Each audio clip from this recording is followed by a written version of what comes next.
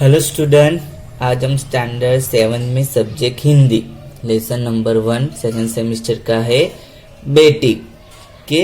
इस पोएम में बेटी यानी कि लड़की। तो इस पोएम में क्या है, पढ़ना लिखना तरक्की करके दुनिया को उजाला करने का फैसला नारी ने कभी पीछे नहीं रही। वह खुद स्वाभिमान से जीकर स्वनिर्भर बन सकती है।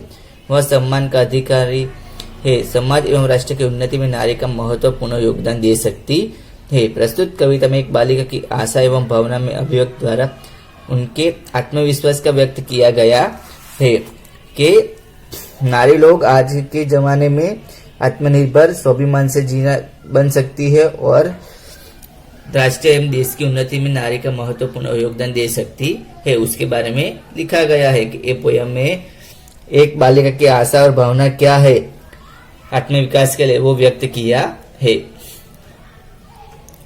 बेटी हूँ मैं बेटी, मैं तारा बनूंगी, तारा बनूंगी, सहारा बनूंगी। बेटी हूँ मैं बेटी के मैं बेटी हूँ, मैं अपना विकास करना चाहती हूँ। तारा बनूंगी यानी मैं अपना विकास करना चाहती हूँ। मैं दूसरों को सहारा बनूंगी कि मैं तेरा बनूंगी सहारा, मैं दूसरे का सहारा बनना चाहती है। जिसको मदद की जरूरत है उसको मैं मदद करना चाहती हूँ। उन्हें मैं आश्रय दूंगी। मैं बेटी हूँ, मैं किसी से कम नहीं हूँ। गगन पे चमके चंदा, मैं धरती पे चमकूंगी, धरती पे चमकूंगी, मैं उजियारा करूंगी। बेटी हूँ मैं बेटी कि जिस तरह आसमान में आकाश में चांद चमकता है उसी तरह मैं धरती पे चमकना चाहती हूँ और चारों तरफ अपना उजियारा करूंगी यानी चारों तरफ मैं अपना प्रकाश फैलाना चाहता हूँ। यानी मैं ऐसा काम करना चाहती हूँ कि आप पूरे देश में मेरा नाम रोशन हो, चमकते हुए। बराबर, जैसे कल्पना चावला अंतरिक्ष में गई थी, वो अपना नाम उज्जर किया है, उसी तरह बेटी भी तमन्ना है कि मैं ऐसा काम करूँ कि सब जगह पे मेरा नाम हो। पढ़ूंगी लिखूंगी मैं मेहनत करूंगी, अपने पाँव पर चलकर मैं दुनिया को देखूंगी, दुनिया को देखूंगी, मैं दुनिया को समझूंगी। बेटी हूँ मैं बेटी के इसके लिए मैं क्या करूंगी, बहुत पढ़ूंगी और लिखूंगी और मेहनत करके आगे बढ़ूंगी कुछ बनने के लिए और आत्मनिर्भर बनूंगी। कि पढ़ लिख के मैं मेहनत करके अपने पाँव पर आत्मनिर्भर बनूंगी। पढ़ लिख कर मैं दुनिया के व्यवहारों को देखूंगी और समझूंगी। बेटी हूँ मैं बेटी, मैं तारा बनूंगी।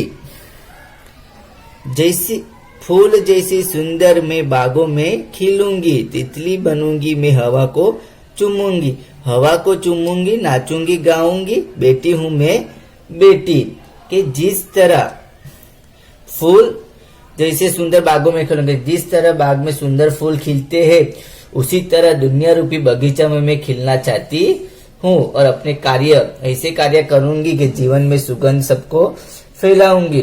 जिस तरह तितली हवा में उड़ती है और उसी तरह मैं भी अपनी प्रगति करके अपनी मंजिल तक पहुंचना चाहती हूँ। मंजिल के पहुंचूंगी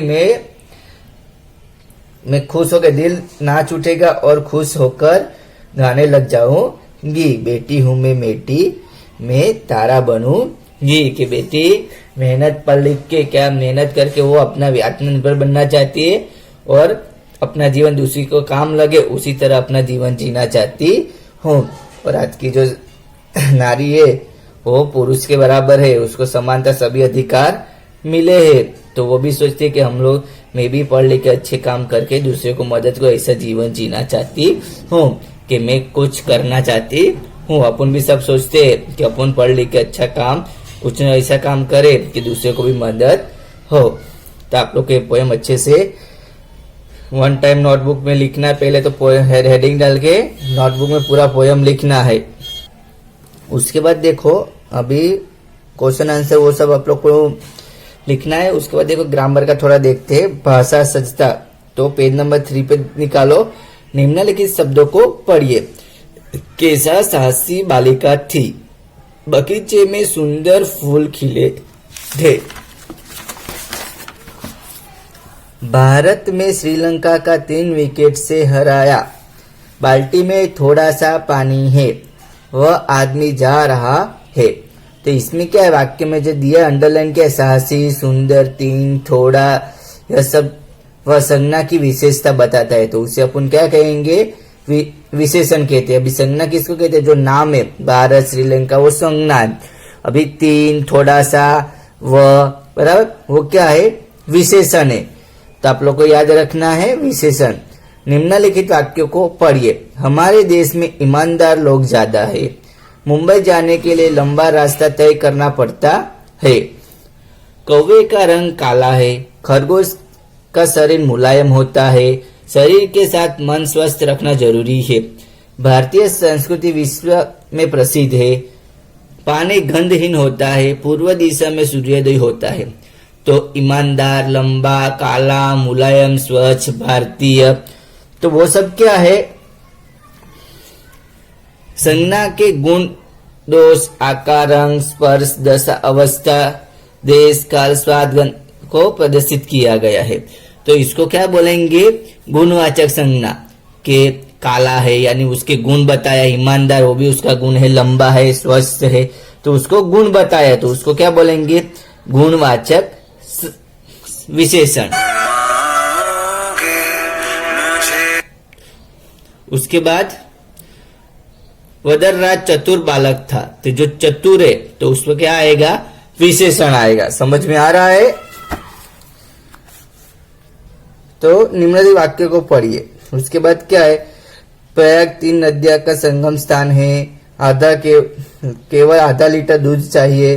गौरव तीसरी कक्षा में पढ़ता है। दोहरा, चौरक, तो वो सब क्या है, एक निश्चित है, संख्या दिया गया है, तो निश्चित संख्यावाचक सर्वनाम।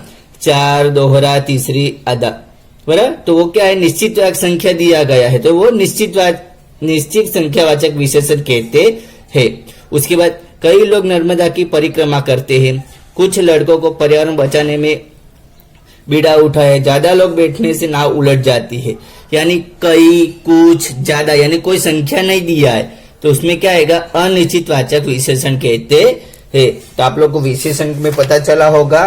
तो देखो पीछे विशेषण है, वो कौन सा है, संख्यावाचक, निश्चितवाचक या अनिश्चितवाचक विशेषण, तो आप लोग को अलग करना है। Okay, thank you.